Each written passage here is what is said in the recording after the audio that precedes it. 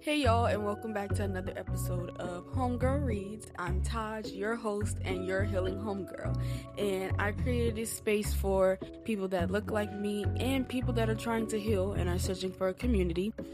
This community is one that serves as a virtual book club, and it's also a community to feel safe, seen, heard, and supported. So if that sounds like a community that you're looking for, then you're in the right place at the right time with the right people. So let's get ready to crack open a book, review it, and heal. Now, before we get into any of that, y'all, let me just give y'all some insight. This episode I am super excited for many reasons. We have a lot of good things going on in this episode, but also we are diving into our first book. All About Love, Bell Hooks. Let's clap it up. Yes. That is the first book that we'll be diving into, and when I tell y'all this book is very soul-shaking, eye-opening, and sometimes uncomfortable but necessary truths that it holds. I know for me personally, this book challenged me. It it just started a revelation in my life. It triggered a transformation for me. But we'll get more into that a little bit later. Before we do any of that, we have to do some housekeeping. Make sure you all go over to the Instagram page where you can follow and keep up with us on Instagram. As well as on the Instagram page in the bio, you can find the links for things like the newsletter, which goes out every week. Even when we don't have an episode posted, you will get a newsletter, just like a little check-in from your healing homegirl. And also another link that you can find in the bio is going to be that Homegirl helpline. And also, I just want to do like a little announcement before we get everything started. So originally, Homegirl Helpline started with me wanting to give like unbiased advice to people that really feel like they don't have an answer or they just need another insight on something. Well, that's still what the Homegirl Helpline is going to be, but I got us a little... I don't even know the word that I want to use for it, but I'm super excited to tell y'all. So, I have partnered with Miss Latoya Guidry. She is a minister and life coach, and she will also be tagging along with us to give some professional insight. And I'll also, if you are somebody that submits a question to Homegirl Helpline and you say that you want like feedback, I'll send her email or like contact information so that you can actually reach out to her personally. And when me and her discussed the idea of it and everything, it just, she told me some stuff and it really started to settle in, and it really painted a bigger picture for me, and it really made me proud of myself for creating this space, because initially the space is for my people. This is serving me, but it's serving my people first and foremost. So that is just some good, exciting news, you guys. So I just hope that everyone can welcome Miss Latoya with grace and gratitude, because we are very appreciative of her works and her continuous serving her community, because this is very, very selfless acts that she is performing for us. So thank you, Miss Latoya. We really, really, really, really appreciate you from Homegirl Reads, from all the viewers, from all the listeners, and from me. Now, let's get into this book, y'all. So, we are going to be diving into this book. To me, it was a really easy read. It was a really straightforward book. Like, a lot of people, I read a lot of reviews. A lot of people said that this book was very, like, transformative. It was very, like, what's the word I can use? Basically, like, it was not a slow walking book. Like, she got in and she got with it. Within the first couple of chapters, I caught myself like unconsciously doing, because she is dropping jewels. Miss Bell Hooks was that girl. And like, it really breaks my heart that I'm just being introduced to her and she's no longer with us. Rest in peace to her. But once I finished the book, that wasn't enough. Reading it a second time is not going to do me any justice. I mean, it will, but I want to go have a convo with Miss Bell Hooks. Like, I have so many questions, and all I could do is watch interviews of her talking about the book. And I want to say, like, an interview I watched was from, like, the 1900s. And I was just like, man, did nobody else interview her since then? I'm still doing my research, but I found one interview. It was like a 20-minute interview. Just listening to her explain and talk about this book that she crafted, like, it just makes it even more powerful. So, basically, this book has 13 chapters. If you're somebody, you can still grab this book and read it. I suggest that everyone grabs it and read it. It's very healing, very transformative. It has a lot of knowledge. It's 13 chapters. I want to say each chapter is about 20 pages long. It took me about a week and a half to finish this book. I feel like if I would have actually, like, sat down and actually read, I didn't really set aside reading time, so to say. I just kind of picked it up whenever and I was able to finish. But I feel like if I would have set reading time aside every day, I would have finished it sooner, and I probably would have had time to reread it. But I feel like the one time, it was a lot. This book is very strong-willed. This book actually sparked a revolution in my life, an enlightenment, another epiphany. Y'all gonna hear me say that word a lot. Which is why the episode was postponed until today. Life has been lifing, y'all, and I had a lot to do over this past weekend, but nonetheless, I persevere. You can't hold a black woman down. You just can't. Like the great Maya Angelou say, still I rise. You can knock me down 20 times, but still I rise, honey. Still I rise. Like them laces. Still I rise.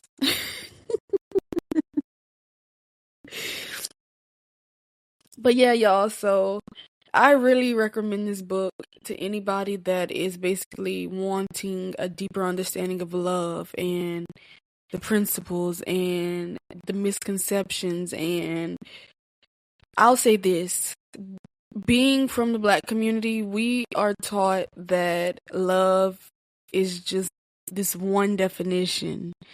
We're never really taught, like, the ins and outs, the mistakes.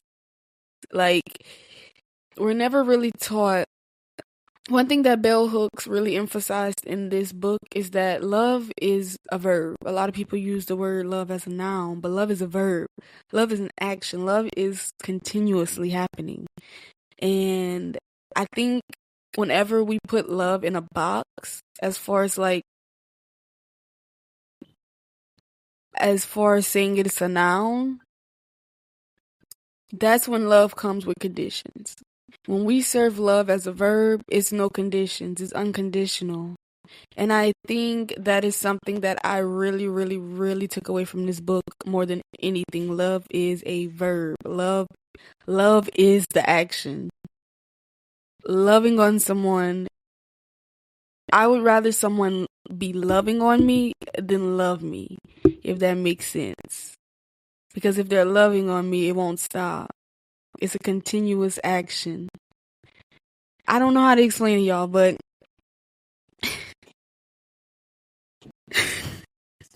okay. Let's get into this book. So, let me pull up my notes right quick because I do have my notes on here.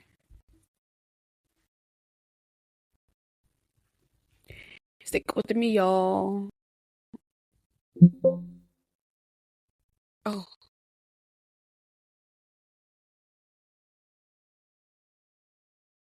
Okay. So the main 3 points that I want to give you guys to take away from this is that even if you didn't read this book and you don't plan on reading it, you can still take away the healing properties that this book came with. And I'm going to give you 3. So by the end of this podcast, by the end of this episode, I hope that you take away and walk away with a better understanding of love, and it influences you to go do your own research on love and maybe find another book about love, not even specifically this one, but something that resonates more with you. So, with that being said, we are going to discuss how important it is to commit to a love ethic. We're going to talk about what the love ethic is, what it looks like. We're also going to discuss how healing and loving are basically walking hand in hand. Whenever you heal, you learn how to love, and through learning how to love, you heal. So they basically walk hand in hand. We're gonna talk about that concept, and the last thing we're gonna cover is how basically whenever you acknowledge something, whenever you speak out on something, whenever you give a name to something, it sparks transformation. And we're going to get deeper into that. I know a lot of you probably don't understand what I mean, but once we start talking about it, you're going to understand. So just bear with me, guys. Okay, back to that first point. The first thing that you want to do, if you are somebody that wants to basically gain a healthy relationship with love, if you're somebody that's like a hopeless romantic, and I think that's what did it for me. I felt like I was a hopeless romantic. I felt like I loved the idea of love. I love the gestures of love. I loved all the mushy love. I like all that. I like the cuteness, the cheesiness. I like it all. But I feel like nobody has ever gave that to me at the highest point on a consistent level. Like, I feel like, and a lot of times too, I try to look inward before I try to look outward. So whenever I'm like, dang, I wish I was getting this, I look inward first. And I'm like, am I giving that? But also, I feel like another thing is we have to realize that everybody loves differently. Everybody receives love differently. Something that is a love language to you might not be a love language to your partner. And that is another thing about learning how to love. You have to learn how to love the other person, not necessarily your interests, your likes, but you have to find an interest in what the other people like. I mean, I don't want to say other people, your counterpart or your partner or whomever.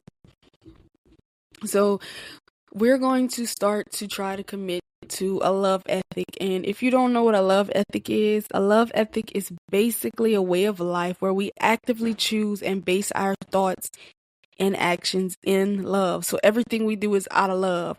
I don't know if y'all ever heard somebody say that, like, oh, it's all love. I'm doing it out of love. Let's start doing that all the time. That's literally do it out of love. Like, do it because you genuinely want to, not because you're going to gain something from it. So when we do that and we consistently live like that, we're committing ourselves to something that Bell Hooks refers to as a love ethic. And a love ethic basically consists of 5 properties. So the first thing is commitment to nurturing the spiritual growth of yourself and others. So the first part of committing to a love ethic is to commit to the nourishment of spiritual growth within yourself and within others. So you have to promote spiritual growth within yourself and others. You have to actively be searching for that. You have to actively be working on that, and you have to support others around you that are actively working and searching for that as well. Number 2, practice care, respect, trust, honesty, and open communication. I know that's hard for a lot of y'all, so I'm gonna read it again. And I'm actually put it up here. Number 2, practice care, respect, trust, honesty, and open communication. That's a big one in the Black community. Open communication. Number 3, you have to reject domination, abuse, and exploitation.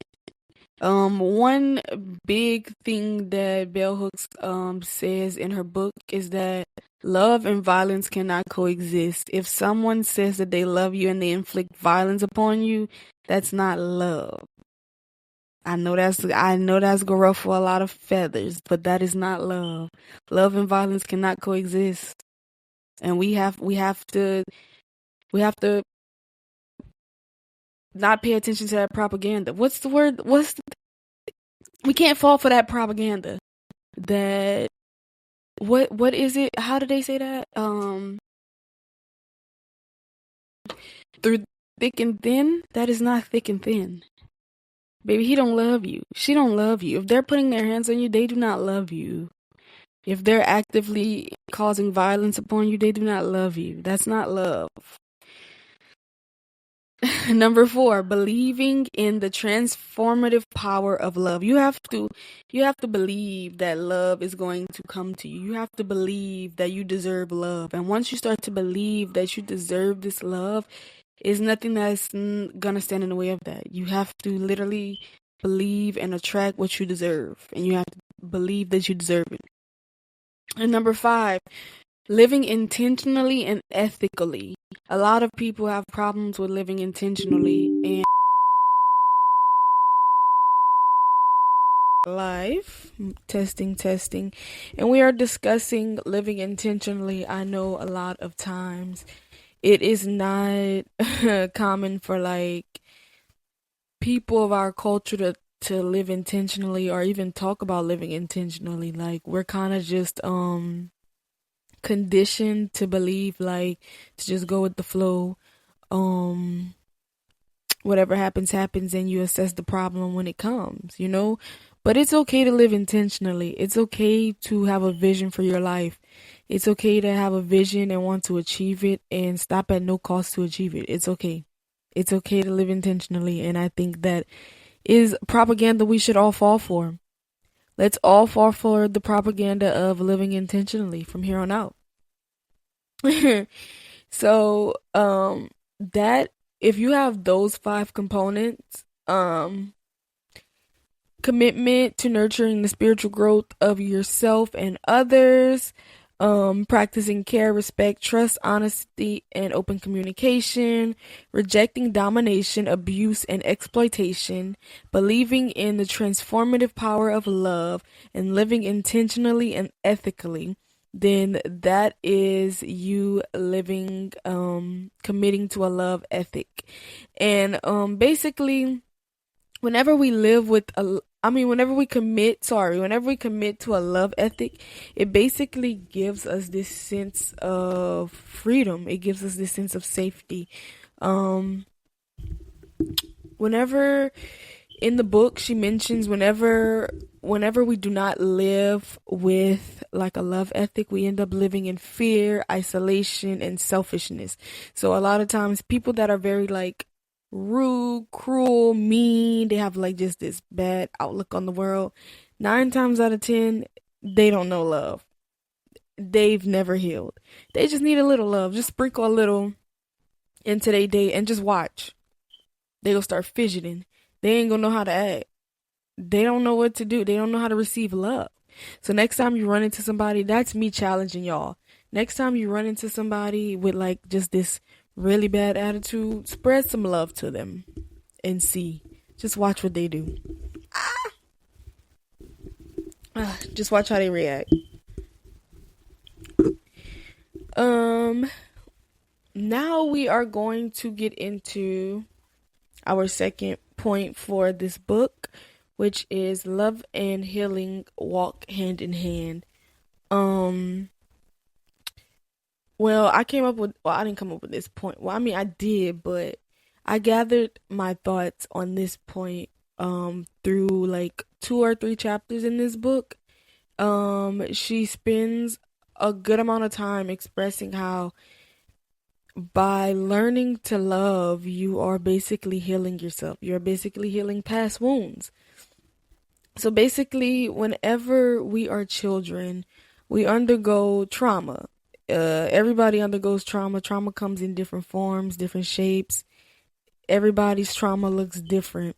But you experience some sort of trauma as a kid. And if this trauma goes unnoticed, unheard, unhealed, then they carry on to your adult lives. And these are things that we recognize as red flags in a person.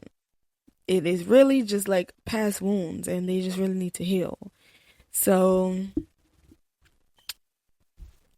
A way that we can begin to heal is to accept love and to open our hearts and to allow love to touch us and grace us and just feel the power and the change that love brings. I don't know if y'all heard the saying, love triumphs all. I know when y'all watch them fairy tale movies, every time it's the same theme. True love's kiss. Bring somebody back from the dead. Like, that's that's a reoccurring theme, especially Disney movies. So basically, in order to give or receive love in a healthy way, we must begin to heal. And how are we going to heal? If we love, if we learn how to love, if we begin to learn how to love, even if you're a person that never, if you feel like you never received healthy love as a kid or even as a teen or even as an adult and you don't know where to start, the first step is acceptance. The first step is acknowledgement. You acknowledging, hey, I've never really felt healthy love and I want to know what that feels like. I want to be something that I never had for me. That's the first step. That's the first step in self-care. When you are actively choosing joy and things that bring joy into your life, that is you indulging in self-love, self-care. And then boom, you're healing wounds you didn't even know you had, or you suppressed for so long that you forgot it was a wound. Basically, in the book, Bell Hooks explains that healing and loving go hand in hand, because when someone loves us unconditionally, when someone truly, truly loves us, they love us for our flaws and all. They tear away the facade, the costume, and they see us truly for who we are. They love us for who we truly are. That is acceptance. That's being seen. That's being heard. When you are seen, heard, accepted, supported, that fosters the grounds for safety, for you to open up, for that shell to break down a little bit more. And that's when you begin to heal, because when you begin to break up out of your shell, your heart begins to soften. And when your heart softens, it opens. And then when your heart opens, you can accept things that you are very much deserving of. So we heal through opening our hearts, and a way that we can open our hearts is through little acts of kindness. A lot of people take that for granted, but that is a really good start. If you're somebody that's like, I want to heal, but I don't know where to start. Start by doing something not for you. Start there. Start by doing something bigger than you. You got to do something bigger than the program, Bookie. Donate your time. Volunteer your time. Give back. That's all small acts of kindness. And through consistency, like doing these certain activities, your heart is going to begin to open and open and open and open and soften. And then your ways begin to change. And right before your eyes, you don't even realize it. It's really, really crazy. I do want to talk about a definition, a term that is mentioned throughout the book. The term is, well, they refer to it as a condition in the book, and it is called lovelessness. And a lot of people in the Black community suffer from this condition. Okay, so we were discussing the term lovelessness. This is a condition that a lot of people are unaware that they suffer in a lot of minority communities, more specifically the Black community. Lovelessness is basically the act of not believing in love. And you feel like no matter what, it's not a thing for you. It can't be a thing. And the only way that we as a community can tackle this is by counteracting it, by providing love to people that feel like love is not necessarily a necessity. Like, we have to highlight love in the Black community. We have to actively bring it back. We have to actively talk about it. We have to actively bring it up in conversations and stop shying away from the idea of love and the word love. And we have to look at love as a verb and not a noun, because love is doing. Love is what love does. Like, love is as love does. I think that's how it goes. Don't quote me, y'all. Okay, so basically, we have to counteract that lovelessness, and we have to start within. We have to start loving on ourselves. And once we start loving on ourselves, then we can fill everybody else's cup. But we can't even we have to fill our own cup first. We can't fill everybody else's cup if our cup isn't full first. So we start by loving on ourselves, and then we can spread that love onto everybody else. And it is very vital for us to spread love and joy and peace, especially in the world that we live in today. In this culture, we are taught that vulnerability is something that we should fear and shy away from, which I feel like it should be the total opposite. Dare to be different. It is okay. You are going to find your tribe. Trust me, when you are authentically you, you attract the people that resonate with you, and y'all become one, if that makes sense. But never stop being you for anybody. Don't shrink yourself for anybody, because that is not self-love. Shrinking yourself is never self-love. And I quote, "When we can see ourselves as we truly are and accept ourselves, we build the necessary foundation for self-love." Basically, self-love is all about seeing yourself behind the flaws and behind the costumes and whatever else you put on.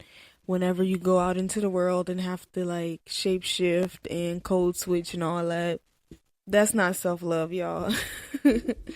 Even though it's something we're accustomed to, we shouldn't do that. And I've personally been trying to get out of the code switching thing, because I had that bad. I'm not gonna lie to y'all, because that's what we were taught. That's what we're accustomed to. But it's okay to be me. It's okay to be blackety black. It's okay to have a little dialect, as long as I'm professional and respectful. And I've learned that it is okay. And now we're going to touch on our last point, which I'm really excited to get into, because it actually ties into the question that we got for our Homegirl helpline, which I'm super proud of the person that submitted the first question for the Homegirl helpline, because little do you know, you are probably representing a even bigger population. You are probably asking the question so many people are afraid to ask. And I really thank you, because it was a really, really good question. And it even had me thinking.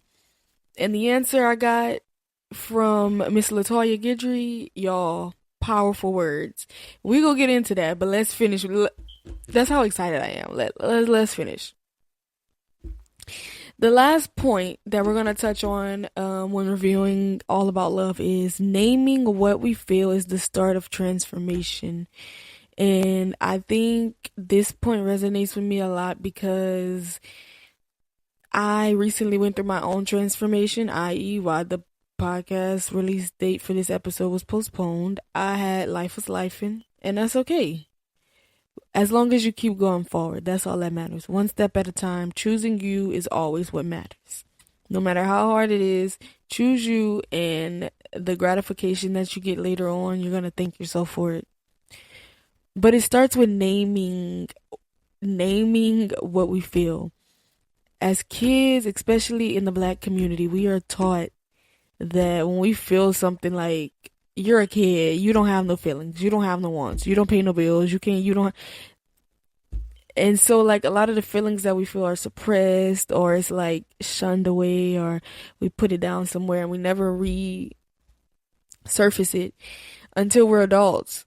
And it's like, why am I acting out like this? This is childlike behavior. And a lot of times, one of my favorite quotes, I don't know if it's a quote or if it's just a saying, but I've heard it a few times. I don't know who originally said it, but they say, you're not responsible for your trauma, but you are responsible for your healing.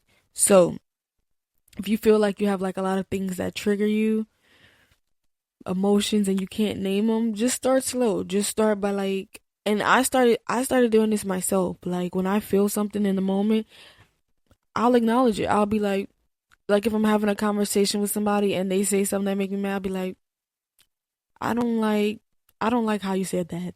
I don't agree with that. That made me feel a little weird.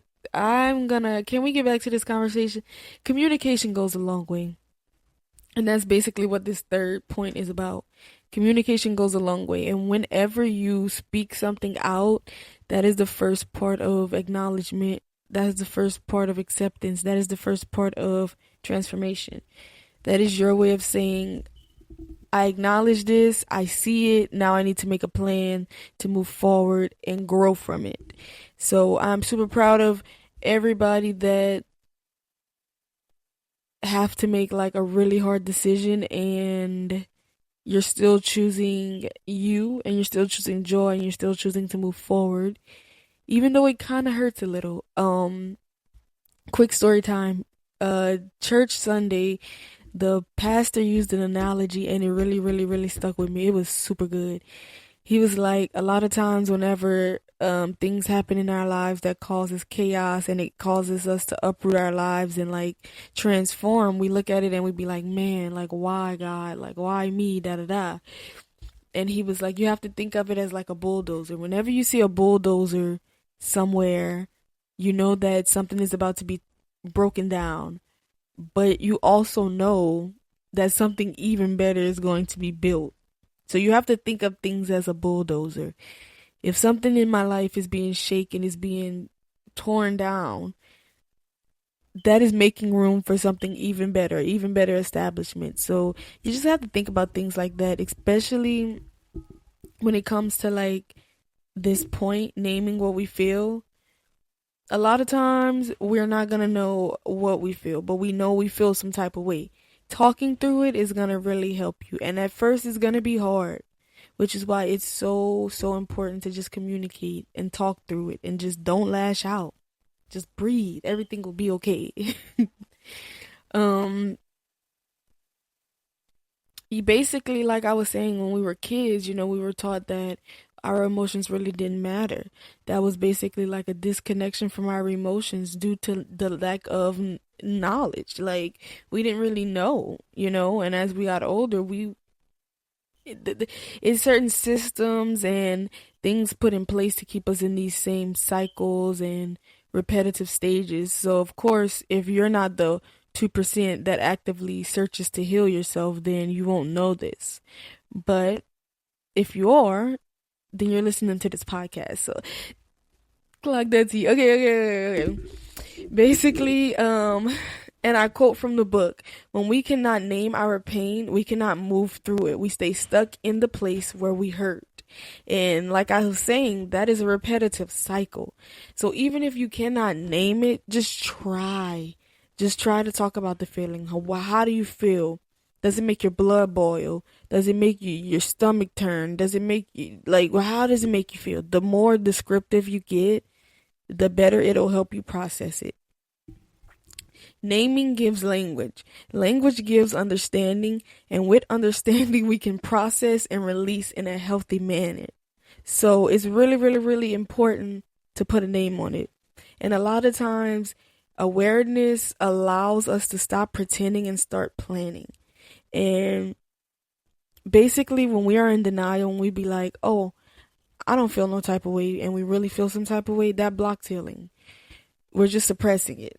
And it's going to put us in a loop because that feeling is going to pop back up. And eventually you're going to have to sit with it. And you're going to have to do the work.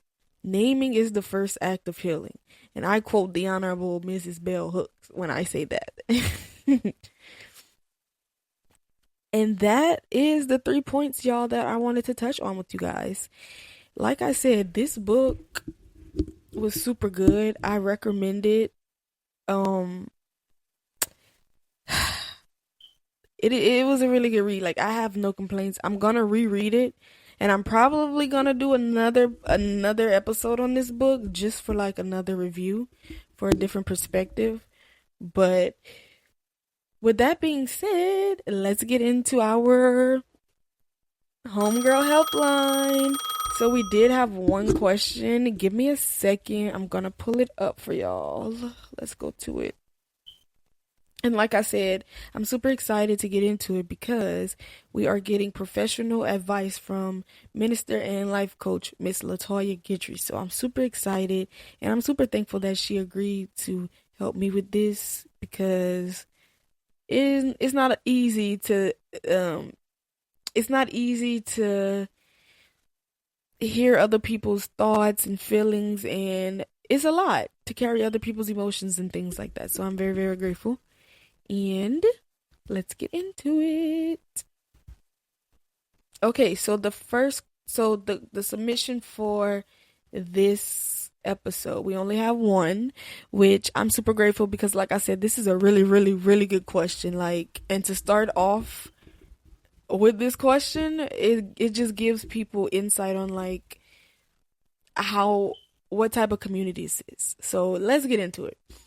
So the question says, how to maintain positive thinking. I'm always thinking about negative outcomes and I want to grow that mindset away. I feel like the negative thoughts is what keeps me from feeling caged. I want to experience feeling free and at peace. I like how you're in your own world now and stay happy looking so free. So I am going to give my unbiased advice, and then I'm going to also give the advice from the life coach, Miss LaToya Guidry. So my advice to you, girl, how to maintain positive thinking. One thing I will say is that I'm super proud of you for reaching out and asking this question, because that's a really good question, and a lot of people probably have the same question and just are afraid to, ask it. So for me personally, I used to be the type of person, I was having like really, really bad thoughts a lot, and I felt like, dang, like why do I always feel like this? But acknowledging it is the first step. The fact that you can sit and say, I have positive thoughts sometimes, I just want to learn how to maintain them. That's a good one. For me personally, what helps, I keep a journal. And I journal everything. I journal how I feel. I journal when I'm sad. I journal when I'm happy. I'm journal when I'm angry. I journal when somebody make me mad. Like, I just journal everything. I write everything down. I feel like that is one way that we can separate reality from like the fogginess, because a lot of times the thoughts are not ours. It's projections. It's things that we're watching on social media. It is things that we're watching on TV. It's not really our thoughts. So when I write my thoughts down, I can really sit and think and be like, oh wait, I was just talking out of the side of my neck. I didn't really mean that. That wasn't really me. That's a big one for me.